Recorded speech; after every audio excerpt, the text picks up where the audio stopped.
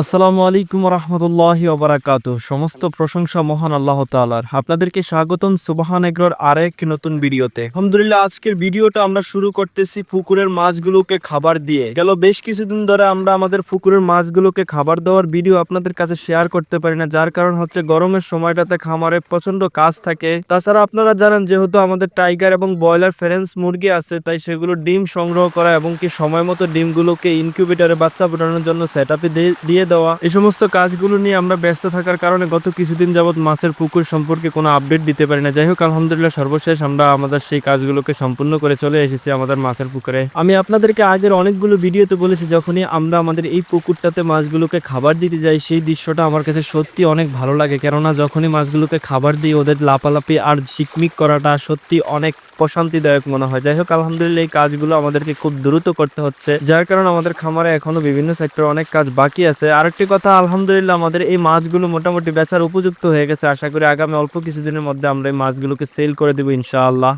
যাই হোক, আলহামদুলিল্লাহ দেখতে দেখতে আমি মাছগুলোকে খাবার দেওয়ার কাজ সম্পূর্ণ করে নিয়েছি। আলহামদুলিল্লাহ দেখতে পারতেছেন, এখন আমাদেরকে খুব দ্রুত খামারে চলে যেতে হবে, কেননা খামারে আজ একটি গুরুত্বপূর্ণ কাজ আছে। আর সেটা হলো আমাদের কয়েল পাখির নিচে যে ভুসিগুলো আছে সেগুলো অনেকটাই নষ্ট হয়ে গেছে, সেগুলোকে আজ চেঞ্জ করে দিতে হবে। তাই আমরা সিদ্ধান্ত নিয়েছি সেগুলোকে আজ চেঞ্জ করে দেব।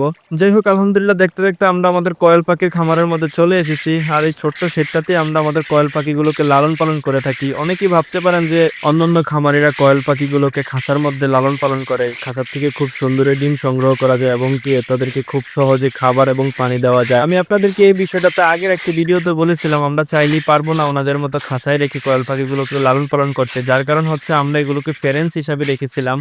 এখান থেকে আমরা ডিম সংগ্রহ করে সেই ডিম দিয়ে কয়েল পাখির বাচ্চা উৎপাদন করি। তাই আমাদেরকে ফিমেল এবং মেল দোনোটাকে একসাথে রাখার জন্য আমাদেরকে এগুলোকে এই ফ্লুইড অবস্থা রাখতে হয়। আর আমরা যদি অন্যান্য খামারি ভাইদের মতো আমাদের কয়েল পাখিগুলোকে খাঁচার মধ্যে বন্দি করে ফেলি, তাহলে আমাদের কয়েল পাখিগুলো থেকে ডিম আসবে ঠিক, কিন্তু আশা অনুরূপ সেই ডিম থেকে বাচ্চা ফুটবে না।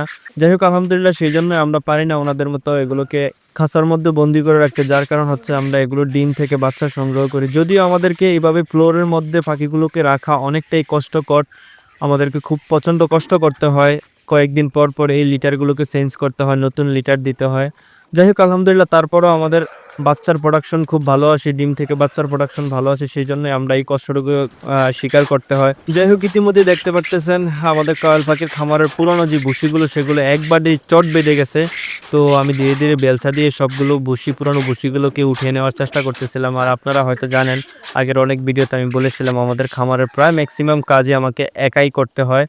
তো আজকেও প্রতিদিনের মতো এই কাজগুলোকে আমার একাই করতে হচ্ছে। যাই হোক, আলহামদুলিল্লাহ আল্লাহ তাআলার কাছে হাজারো শুকরিয়া। আল্লাহ তাআলা শরীর সুস্থ যদি রাখে তাহলে আমরা কাজগুলো করতে পারি ইনশাআল্লাহ। তো সর্বশেষ আমি এখান থেকে পুরনো সবগুলো ভুসি সরিয়ে নিয়েছি, একদমই ক্লিন করে ফেলেছি। পুরনো ভুসিগুলো একদমই আজ সব সরিয়ে দিয়েছি। যাই হোক, আলহামদুলিল্লাহ পাখিগুলো আজ খুব খুশির মোডে আছে। আমার মনে হয় ইতিমধ্যে ওরা বুঝে গেছে ওদের জন্য আজ নতুন বিছানা তৈরি হচ্ছে। আর এইদিকে দেখতে দেখতে আমিও কয়েল পাখির জন্য নতুন বিছানার কাজ সম্পূর্ণ করে নিয়েছি। যাই হোক, আলহামদুলিল্লাহ আজ এ পর্যন্তই। কথা হবে আগামী ভিডিওতে অন্য কোনো বিষয় নিয়ে। সে পর্যন্ত আল্লাহ আপনাকে সুস্থ রাখুক।